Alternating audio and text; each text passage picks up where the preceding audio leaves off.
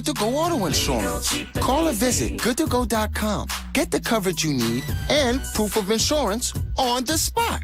It's fast and easy, and the price is low because you just buy the coverage you need. The minimum. That's me. Minimo. You buy the minimum, you pay less, you pay monthly. And the next time someone asks you for your insurance card, you're good to go. You're good to go. As little as $20 down and you're driving legal. Good to Go Auto Insurance. Call 1-877-200-1784 or visit goodtogo.com today. That's 1-877-200-1784. 1-877- And free shipping. Plus, for a limited time, get 25% off your first piece. Hello, here's your drinks, mates. Oh, thanks, Urkel. I'm Harry Potter. A Missouri gun bill is causing a stir once again, but for a different reason this time. Good evening, I'm Brittany Pieper. And I'm Jim Rick. Thanks for joining us. A bill that would stop Missouri from enforcing federal gun laws loses its #1 supporter. KOMU 8's Katie Kreider is here in the studio with more on why the NRA is changing its stance. A veto on a bill said to protect the rights of gun owners was one vote shy of getting overturned in September. Now a similar version is in front of lawmakers once again, this time without the support of the National Rifle Association. The Second Amendment Preservation Act, or so it's called.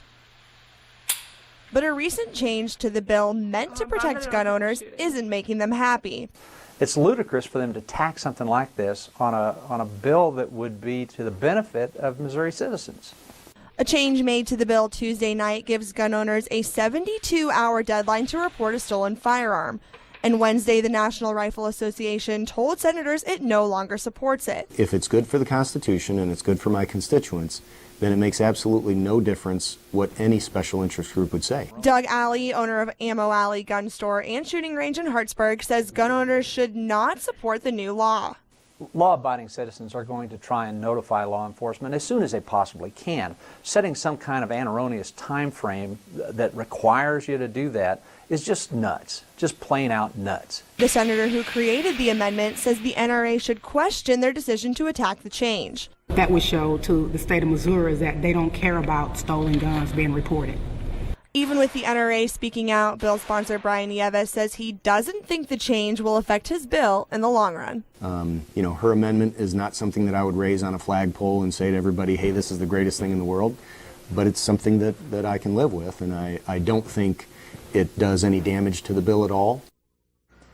The Senate did choose to finalize the bill today without fixing the change. It is one step away from being passed through the Senate, and if it's passed, it will then move to the House floor for debate. A change could mean more complaints and more complainers for the Columbia Police Department. The Citizen Police Review Board met tonight to discuss a change in the way you file complaints against police department employees. Police Chief Ken Burton wrote to the board saying they can solve the complaint jurisdiction issues without changing the ordinance. There are two separate changes on the board. One, those who can make a complaint, and two, who the complaints can be made against. The proposed changes increase the number of people who can make complaints against the police department.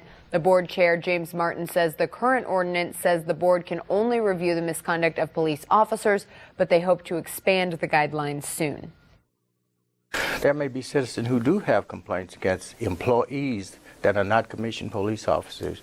And we've had cases where CSA officers were involved, but we had no jurisdiction to hear those cases. Board member Stephen Alexander says the board is willing to meet with the chief to discuss the changes, but says nothing will be changed. The board will try to schedule a meeting with the chief in person in early March. Speaking of Columbia Police, the department is taking 2 sergeants off the streets to work in administration. On a trial basis, Sergeant Cindy Lane and Sergeant John Dye will trade patrol cars for computers. Between writing and reviewing reports and dealing with records, it's a full-time job for both. The department says the sergeants' pay will stay the same. This might help sergeants who are still on the streets.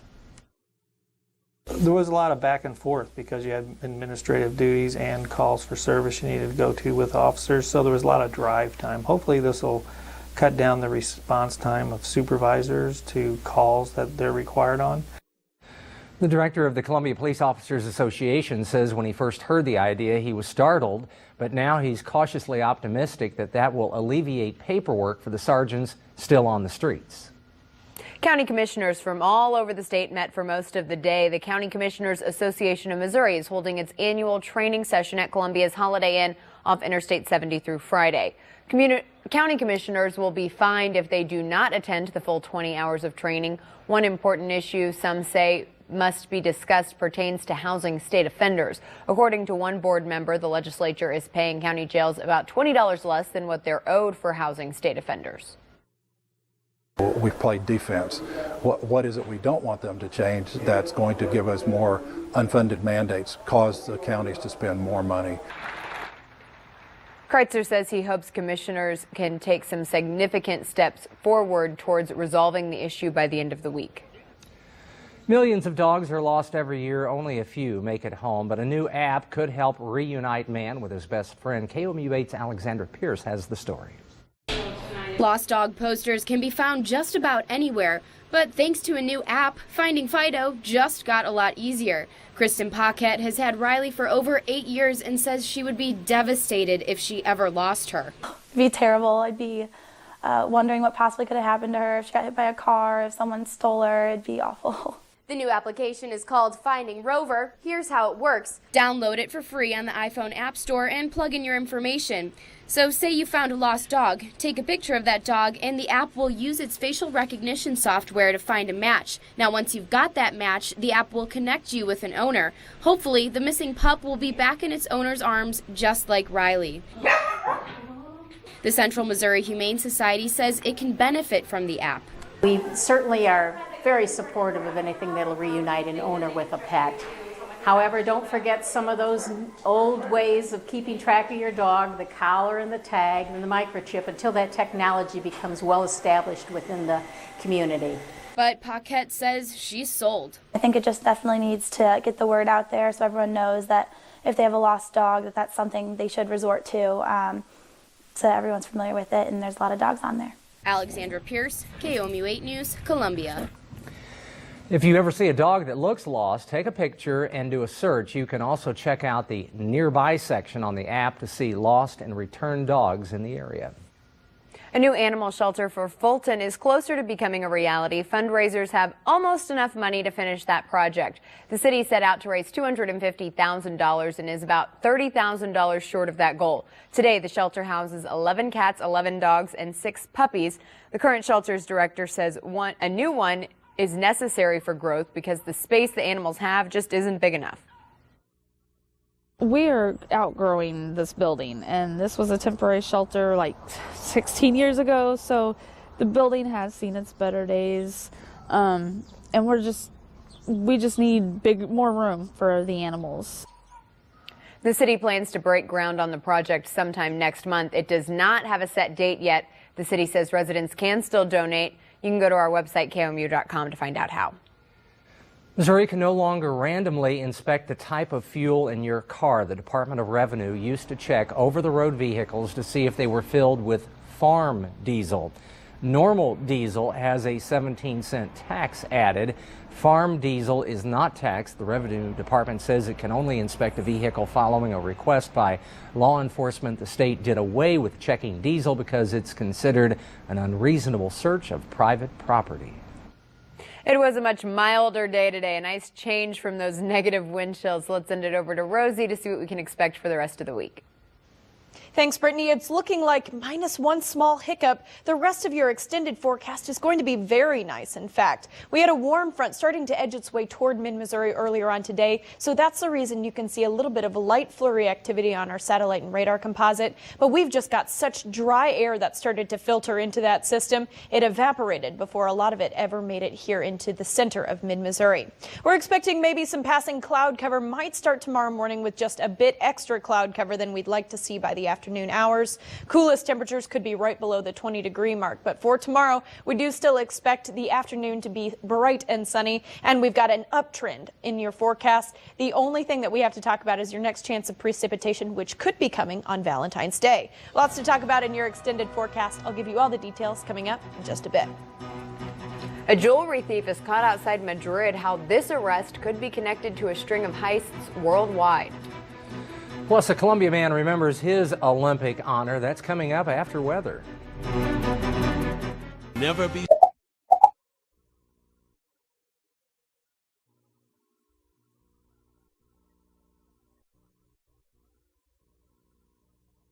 and Ensign, Slumberland, the best place to buy a Tempur-Pedic. The First Alert Weather Cam is brought to you by your Heart of Missouri Chevy dealers.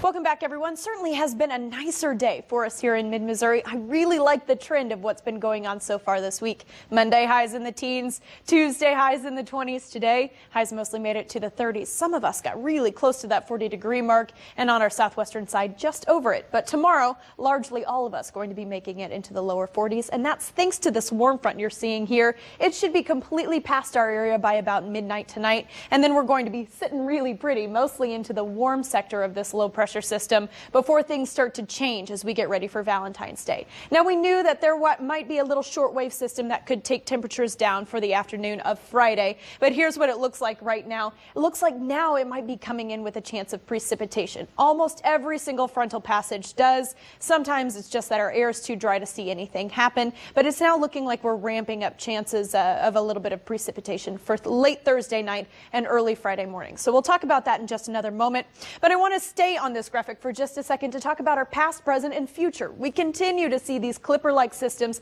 and they're still going to be characterizing our forecast as we head forward. Now, we might see an entire system like this, one quick up ramp and one quick down as we head to Saturday. So that's the potential next round of this exact same sort of system. And then again, with one of these warm fronts coming out of this exact same sort of setup as we head into President's Day, Washington's birthday. But it's looking like we're going to be warm enough by the time we get to Monday that could be coming in as just a chance of pure rain. It's been a while since a chance of precipitation has moved its way into mid-Missouri and come in just as pure rain, not in the freezing form. So let's talk about what's happening late Thursday night and into Friday morning. I think we're going to start to see some increased cloud cover even in our late Thursday afternoon, early evening hours. Then as we head into the early morning hours of Friday, you can see looks like a light, quick band of snow kind of overspreading the area. We do expect it to stay mostly as snow and to be heading out of here by the time we get to Friday, probably about noon. It might speed up just a little bit. We're not calling for any accumulation at this time with it. I think at worst it's probably going to be a light dusting, but it is something that we just have to kind of heed the fact that it is in the forecast. Overnight lows tonight, I just want to point this out for a moment. This is warmer than highs that we got to on Monday, so you can really see the way that warm-up's been affecting us today, and certainly in a positive way. Partly cloudy skies expected, some variable cloud cover here across mid-Mo as we get ready for tomorrow. Kind of we're in between a couple of systems. But for Thursday afternoon, I do expect us to see a sunny afternoon, even if we don't start the day with a lot of sunshine. Highs into the lower middle 40s, which actually, believe it or not, is average for this time of year. This is what we were expecting to see for this time in February. That quick clip will come down on Valentine's Day on Friday, taking temperatures for the most part back down into the 30s. But then we're going to be on another upward trend as we head into this next weekend, guys. And I don't want to say the 6 number, but I would say the possibility of getting into those upper 50s is not far from the mark by the time we get to the end of next week. All good things. Can't wait. Can't wait either. Thanks, Rosie. Sure. As we watch the Olympics today, we caught up with a Columbia man who is part of Olympic history himself. In 1999, Larry Mankin arrived in Salt Lake City not only as president and CEO of the Chamber of Commerce, but to carry out a very special Olympic tradition. KOMU 8's Elizabeth Kuhlman reports. I was the 81st person, the opening day of the games, to carry the torch. He's 1 in 11,000. I picked the letter up and I looked at it and I said, no, this can't be. I haven't been nominated. Why would anybody give me the opportunity to carry the Olympic torch? An honor that comes with special instructions and an even bigger meaning. There's something special about the 2002 Salt Lake City Olympic torch. The metallic gray part of the torch represents the original Utah, and the shiny part of the torch represents the modern contemporary Utah. When you carried the torch, you were supposed to put your hand over the old and the new. You go out and you hold your torch below the torch of the person in front of you. The flame from their torch will leap from their torch to yours. A delicate task to be completed when the whole world is watching. It was frightening. I just think it would have been horribly embarrassing to be the runner whose flame burned out when you were running the torch. Mankin's involvement in the Olympics was short and personal. That torch can never be lit again, and so it's kind of a nice thing to know that it's something that is only there that I did and something there that's for me. My experience of carrying the torch, when it was over, it was over. It left a lasting impression on him, as well as everyone else he shares the torch with. There's nothing I like more than to take the torch out and show it to people. I probably have 600 Olympic pins altogether. On a wall in his house, the torch shares space with other Olympic tokens. This is like one of my favorites right here. Now, probably this pin right here, the metal one, that was the pin that I got for serving on the Olympic board. Yeah, that's the hat and gloves. But the torch will always take the gold. That's one of the things I'm most proud of in my entire life, other than perhaps my wife, kids, and grandkids, is this piece of metal and glass, but it's so much more. Elizabeth Kuhlman, KOMU 8 News, Columbia. I remember when that torch made its way through Columbia. For the Sochi Olympics, 14,000 torches were made for 14,000 torch bearers. Updates from the conflict in Syria. We'll see first-hand video after the break.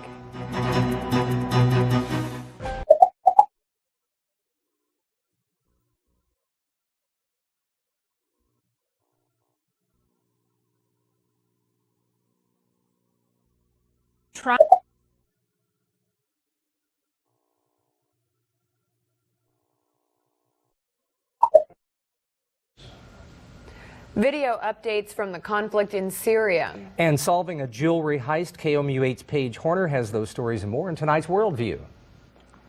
New video posted today shows the latest from the conflict in Syria. The first video shows aid vehicles from the UN trying to reach residents. Another video shows a large group of people evacuating the area, walking between aid vehicles and buses. The Red Crescent said 1,150 people had evacuated the city. The Syrian civil war has killed over 130,000 people and displaced 6 million others. Spanish police captured a Serbian member of the Pink Panther gang that specializes in high-end jewelry robberies. Undercover officers arrested Borko Ilincic in a Madrid suburb. They said he was carrying a Bosnian passport with a false name. The gang has staged about 340 robberies of luxury shops in Europe, the Middle East, Asia, and the U.S. Since 1999, police believe the gang has made off with more than $448 million worth of jewelry. That's your look around the world tonight. One Missouri sports team is looking to travel down south to compete. Right, but the weather might get in the way. That's next in sports. Can't believe.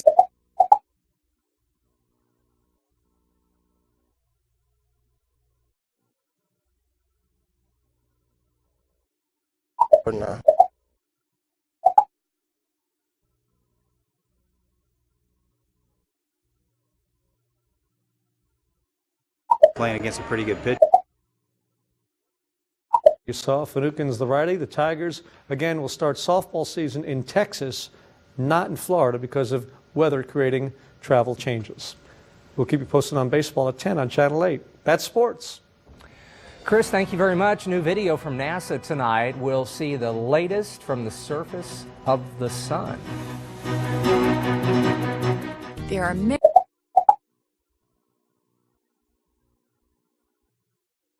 Solar dynamic. NASA's Solar Dynamics Observatory released new video today. The observatory records the surface of the sun 24/7, and this impressive video shows solar explosions and sunspots. The images are recorded in different wavelengths to detect changes in the sun's temperature. This means scientists can see different structures and shapes on the sun's surface. Pretty cool. That is pretty cool. Let's take one more look as to what's going on with your weather. Looks like sunshine going to help us out tomorrow, but for tonight, a few passing clouds. Looks like overnight lows, we're going to get to that 20-degree mark, if not just below that. It's interesting when you consider the fact that we were hoping for 20 degrees for a high as we worked our way into Tuesday, because we only made it into the teens on Monday. Guys, moving forward, looks like temperatures are going to be much better. Of the next 8 days in total, only one is going to have temperatures back down into the 30s. That's a thumbs up from Chris Gervino. 2 of them, in fact. Double.